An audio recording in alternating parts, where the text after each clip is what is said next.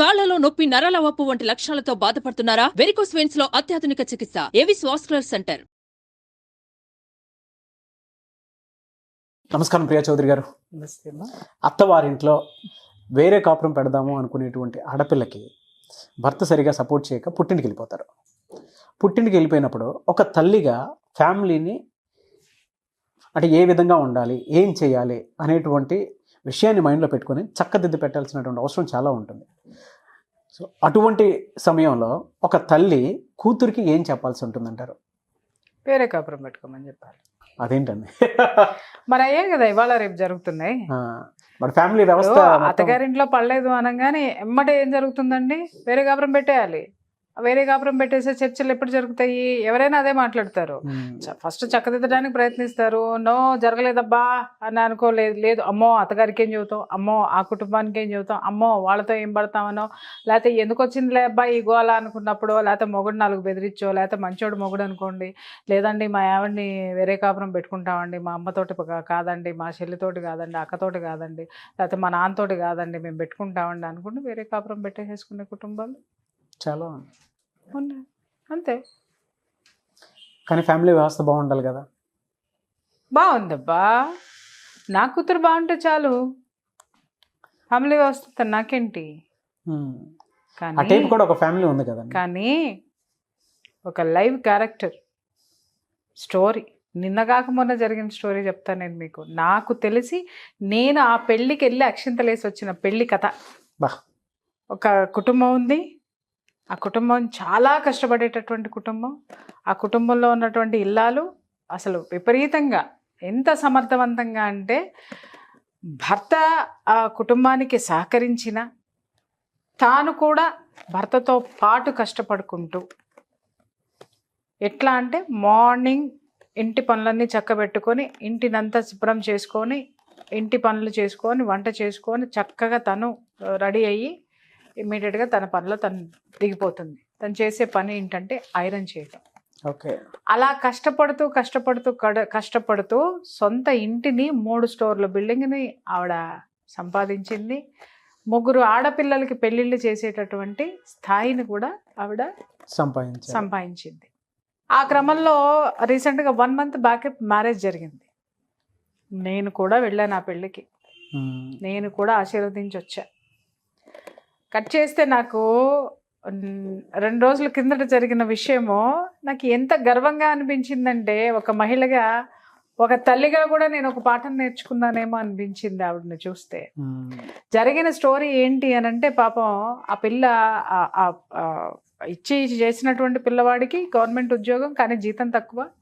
But ఈవిడ ఏంటి security అక్కడ చూసింది అని అంటే, అవతల మగపల్లి వాళ్ళు ఒక కుటుంబం ఉంది, ఆ కుటుంబం కష్టపడేటటువంటి కుటుంబము, తర్వాత సొంత ఇల్లు ఒకటి ఉంది, ఈ పిల్లవాడికి గవర్నమెంట్ ఉద్యోగం ఉంది, కాకపోతే జీతం కొంచెం తక్కువైనా భవిష్యత్తులో కాస్త కొంచెం నిలదొక్కుంటారు, కొంచెం బాగుంటుంది కదా అని చెప్పేసి అని ఆవిడ పాపం ఉన్న స్థితిలో ఉన్నతంగానే మ్యారేజ్ చేసి పంపించింది.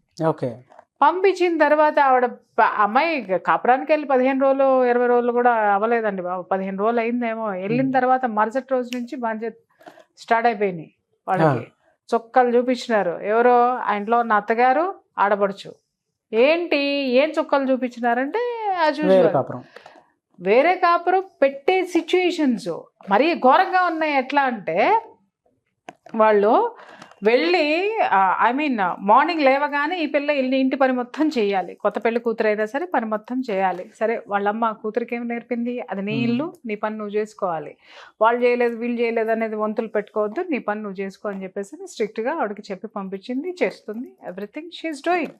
అక్కడ కండిషన్స్ ఏంటి అని అంటే, మార్నింగ్ అంతా వాళ్ళు కూడా సేమ్ అదే పనికి ఐరన్ చేయడానికి వెళ్ళిపోతారు. ఇంకా వేరే వేరే పనులు ఉంటాయి కదా, వెళ్తూ వాళ్ళు క్యారియర్ బాక్స్ కట్టేసుకుని వెళ్ళిపోతారు. ఆ బాక్స్ కట్టుకోవడంలో ఆ పిల్లకి ఇంతే అన్నము ఇంతే కూర మిగిల్చి వెళ్ళిపోతారు. అది సరిపోదు.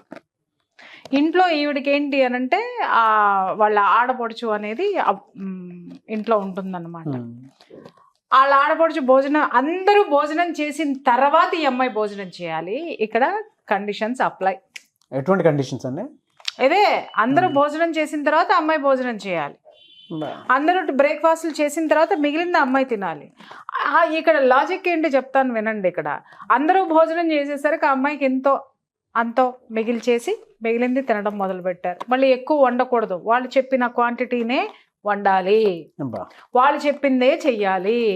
ఆ పిల్లకి ఇంతే మిగిలింది, అరే నాకు సరిపోదు అని గుప్పెడు బియ్యం కడిగి పెట్టుకుందాము, లేకపోతే ఇంకొకటి ఏదైనా కూర చేసుకుందాం అంటే చేసుకుంటానికి వీల్లేదు. ఉన్నదే తినాలి, ఉన్నదాంతో కడుపు నింపుకోవాలి, నిండినా నిండకపోయినా బ్రేవ్ మని తేల్చాలి. ఇలాంటివన్నీ పెట్టారు. ఇవన్నీ పాపం ఆ పిల్లగాడు చూశాడు, ఈ పిల్ల కూడా చూసింది. అన్నిటికంటే ఘోరమైనటువంటి నీచమైనటువంటి పని ఏంటి అనంటే, భార్యాభర్తలు ఇద్దరు సంసారం చేస్తూ ఉంటే కిటికీలో నుంచి చూడటం, ఒక కిటికీలో నుంచి అత్తగారు, ఒక కిటికీలో నుంచి ఆడబడుచు. ఇది భరించలేనటువంటి విషయం. అని మిగిలినవన్నీ బాగానే ఉన్నాయి, కొన్ని చెప్పుకోగలం, కొన్ని చెప్పుకోలేని విషయాలు ఇట్లాంటివి ఉంటాయి. ఇలాంటివి చాలా కాపురాల్లో ఉన్నాయి. అందుకని ఇవాళ నేను రివీల్ చేయాల్సినటువంటి అవసరం అయితే ఉంది. ఇది ఎంత నీచమైనటువంటి పని చెప్పండి.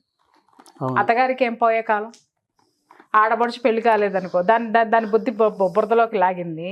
తల్లిగా చెప్పాల్సిన అవసరం లేదా? ఈవిడ ఒక కిటికీలో నుంచి ఆవిడ ఒక కిటికీలో నుంచి వీళ్ళ కాపురం ఎట సజావుగా సాగుతుందా లేదా అని పాపం చూస్తున్నట్టున్నారు. ఏమన్నా ఉంటే ఏమన్నా సలహాలు ఇద్దాం అనుకున్నారో ఏం పాడో మరి పాపం వీళ్ళు అపార్థం చేసుకున్నారు అనుకుంటా వాళ్ళని. అక్కడ కాలింది. ఎవరికి కాలింది? కాలాల్సిన కొడుక్కే కాలింది. ఇమ్మీడియట్గా అతను ఆ పరిస్థితులన్నిటినీ గమనించాడు. భార్య చెప్పిందంతా విన్నాడు, అతను కూడా గమనించాడు. వెంటనే అతను ఏం చేశాడంటే, హిట కాదు ఇది, ఈ దరిద్ర కొంపలో నేను బడి ఉండలేను, నా భార్య అంటే చాలా ఇష్టం, అమ్మాయి చాలా చక్కగా ఉంటుంది, చాలా ఇష్టము. సో కాబట్టి నేను నా భార్య సంతోషంగా ఆనందంగా బ్రతకాలి, మేమిద్దరం బాగుండాలి, పద మీ అమ్మా నాన్నకి నేను చెప్పి వేరే కాపురం పెట్టుకుంటానని చెప్పేసి ఫస్ట్ పుట్టింటికి తీసుకొచ్చాడు అమ్మాయిని. ఓకే. పుట్టింటికి తీసుకొచ్చేసి ఆ మామగారిని అత్తగారిని కూర్చోబెట్టి, విషయం ఏంటంటే ఆ అత్తగారు చూడండి, ఆవిడ ఎంత కష్టజీవి అనంటే, పాపం వాళ్ళ ఈ భర్తకి కిడ్నీస్ ఫెయిల్యూర్ అయ్యి డయాలసిస్ జరుగుతుంది. డయాలసిస్ అంటే ఆషామాషి కాదండి, ఖర్చు ఎంత ఉంటుందో. అది చేసుకుంటూ ఆడపిల్లలకి పెళ్ళిళ్ళు చేస్తూ కష్టపడుతూ, కష్టజీవి, నిజాయితీగా కష్టపడేటటువంటి ఒక ఆడదాని గుండె ధైర్యం చూడండి.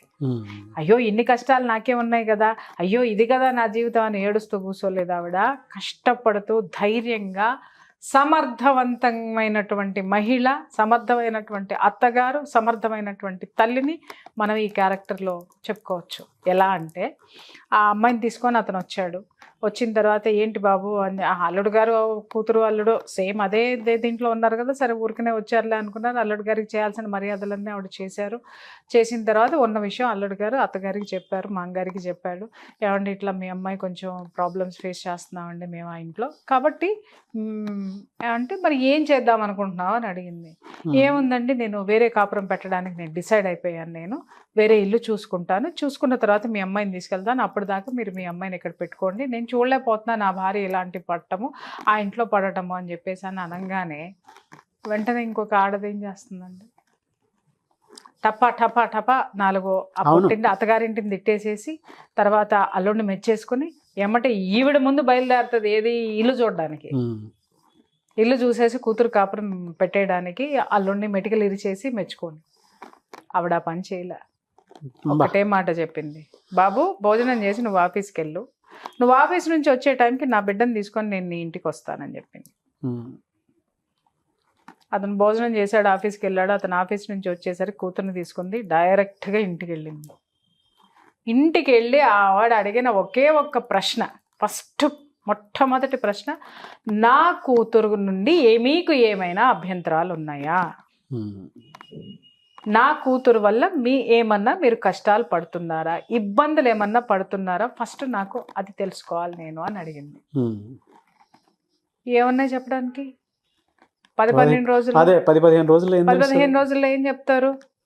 పొద్దున్నే పని చేస్తుంది, వంట చేస్తుంది, ఇంట్లో అన్నీ చేస్తుంది, అందరికి ఏం కావాలో చేస్తుంది, భర్త బాగానే చూసుకుంటున్నాడు, భర్త ఉంది, ఎవ్రీథింగ్ ఈజ్ ఓకే, బాగానే ఉంది, నా కూతురు తరపు నుంచి తప్పులేదు.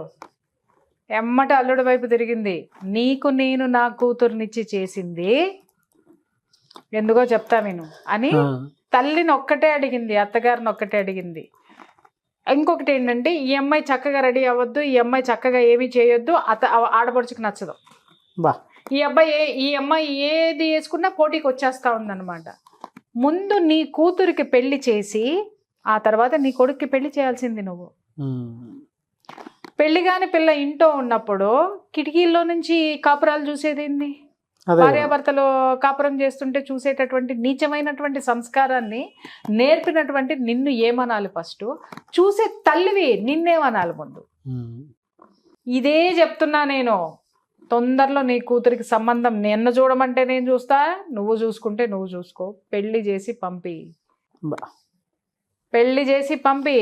నా కూతురు ఏమన్నా నీకు తప్పు చేసిందా, నీకు ఎదురు తిరిగిందా, లేకపోతే నీకు ఏ విధమైనటువంటి నష్టం కానీ కష్టం కానీ కలిగించిందా చెప్పు.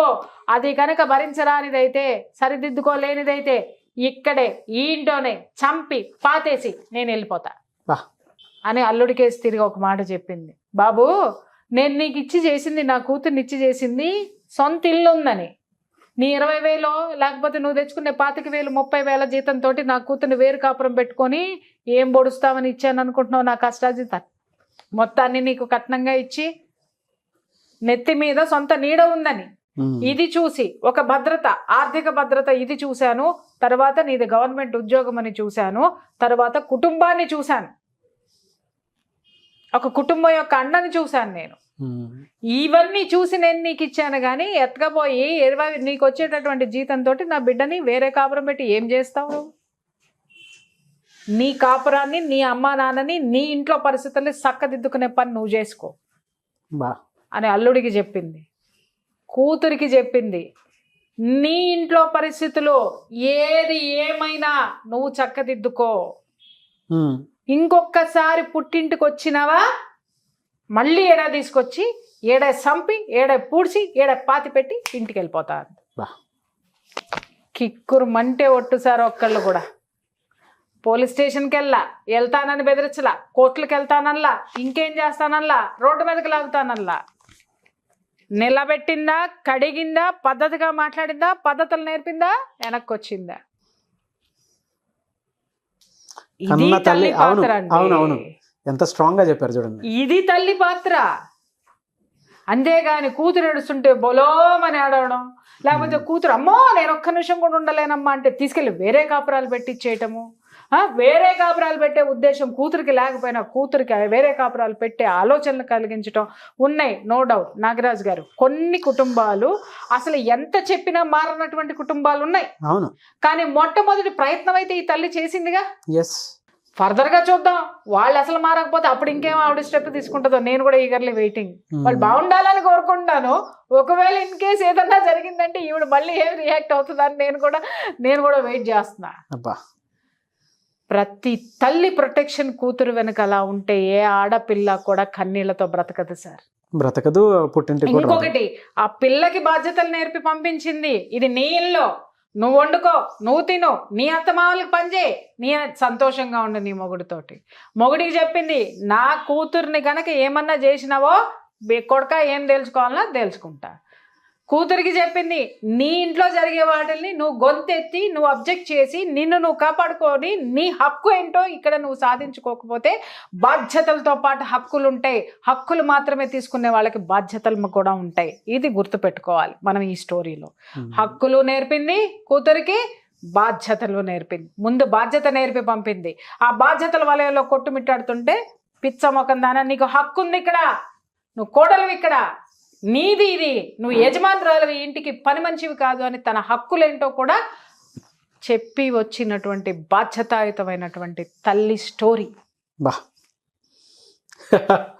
నిజంగా ప్రతి తల్లి కూడా ఈ విధంగా స్ట్రాంగ్గా ఉండాలి సార్. ఎందుకంటారేమో ఆవిడ తన జీవితంలో నేర్చుకున్నటువంటి పాఠంతో తన ఒక ఉపాధ్యాయురాలయ్యింది కూతురికి. అలాగే తన జీవితానికి తను ఒక మాస్టర్ అయ్యింది. చూడండి, భర్తగా సహకరించినా సహకరించకపోయినా తను 24 గంటల కష్టజీవి. ఆ కష్టంతో నేను మాత్రమే బ్రతుకుండాలి అని అనుకోలా.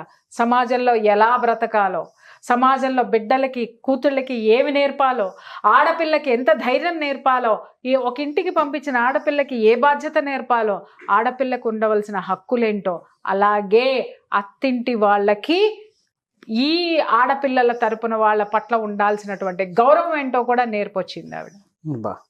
గుర్తు చేసి వచ్చింది ఆవిడ. అది సార్ జీవితం అంటే. ఆవిడ ఏం చదువుకుందండి, ఐరన్ చేసుకుంటుంది, శుభ్రంగా ఐరన్ చేసి వచ్చింది అక్కడ జనాలను కూడా. మనం చేసే పని మనకు ఒక గురువు సార్. అవును. మనకి అది మన జీవితం మనకి బోళ్ళని పాఠాలు నేర్పిస్తుంది. ఆ పాఠాలని మనం వల్లె వేసుకుంటూ ఉండాలి, ఎదుటివాడికి నేర్పిస్తూ ఉండాలి. ఉపాధ్యాయుడు ఎప్పుడు హక్కులు ఒకటే చెప్పి, మనము సివిక్స్ ఓపెన్ చేయంగానే హక్కులు ఒకటే నేర్చుకోం కదా సార్. హక్కులు చెప్పినటువంటి మాస్టర్ బాధ్యతలను కూడా చెప్తాడు మనకి. ఒరే నీకు హక్కులు, right to vote, right to speak, right to తోటకూర, రైట్ టు తొక్క, ఇవన్నీ చదువుకున్నప్పుడు ఒరే బాధ్యతలు, డ్యూటీస్ కూడా ఉన్నాయిరా నీకు అని చెప్పి, దేశాన్ని కాపాడే డ్యూటీ ఉంది, పక్కనాడికి ప్రైవసీకి భంగం కలిగించకుండా ఉండేటటువంటి డ్యూటీ నీది, ఇవన్నీ చెప్పినాడు. హక్కులు ఎన్ని ఇచ్చినాడో దాని పక్కన బాధ్యతలున్నాయి. మన జీవితము మనకి హక్కులతో పాటు బాధ్యతలను కూడా నేర్పాలి. నేర్పుతుంది నేర్చుకున్నవాడే మనిషి. చాలా బాగా చెప్పారు. నిజంగా ప్రతి తల్లి కూడా కూతురు కాపురాన్ని నిలబెట్టాలి అనుకుంటే డైరెక్ట్గా ఇంటికి తీసుకువెళ్ళి జరిగింది మొత్తం కనుక్కొని ఇలా చెప్పొస్తే ఏ కాపురం అయినా సరే చాలా. అసలు చూడండి బాబు, నువ్వు తిని భోజనం చేసి నువ్వు ఆఫీస్కి వెళ్ళు, నువ్వు ఆఫీస్ నుంచి వచ్చేసరికి నా కూతురుని పట్టుకొస్తానంది. ఈలో మళ్ళీ కూతురుతో ఏం మాట్లాడలేదండి ఆవిడ. చూడండి, అల్లుడు చెప్పింది వింది, అప్పుడే అల్లుడు సమక్షంలోనే కూతురుతో మాట్లాడింది, శుభ్రంగా కూతురికి భోజనం పెట్టింది, పడుకో అంది, నిద్రపోయింది, సాయంకాలం అయింది, తీసుకెళ్ళింది, అప్పచెప్పి నా కూతురికి ఏమన్నా జరిగితే మిమ్మల్ని చంపి పూడుస్తానంది, నీ వల్ల ఈ కుటుంబానికి ఏదన్నా జరిగితే నిన్ను చంపి పూడుస్తానంది కూతుర్ని. అల్లుడికి చెప్పింది, ఊరే అయ్యా నీకు ఇచ్చి నా కూతురునిచ్చి పెళ్లి చేసింది నీ 20,000 జీతమో 30,000 జీతమో చూసి కాదు, నీ చుట్టూ ఉన్న ఇన్ని సిచ్యువేషన్స్ కూడా నా కూతుర్ని నీకు ఇవ్వడానికి కారణం నువ్వు ఒక్కడివి, నీ జీతం కాదు, ఈ కుటుంబం కావాలి, ఈ యొక్క ప్రాపర్టీ కావాలి, నువ్వు కావాలి, నీ జీతం కావాలి, అన్నిటికీ మించి ఒక కుటుంబం సమిష్టిగా హాయిగా ఉండడం అనేది కరెక్ట్ చేయాల్సినటువంటి బాధ్యత కూడా నీకుంది అని చెప్పేసి గడ్డి పెట్టి వచ్చింది. Hats off to her. yes ప్రతి తల్లి కూడా ఆ విధంగానే ఆలోచించాలి. అవసరం ప్రస్తుతం ఉన్నటువంటి జనరేషన్కి. Thank you so much Priya Chaudhary గారు. Thank you. సుమన్ టీవీలో మీ పర్సనల్ అండ్ బిజినెస్ ప్రమోషన్స్ కోసం కింది నెంబర్కి కాంటాక్ట్ చేయండి.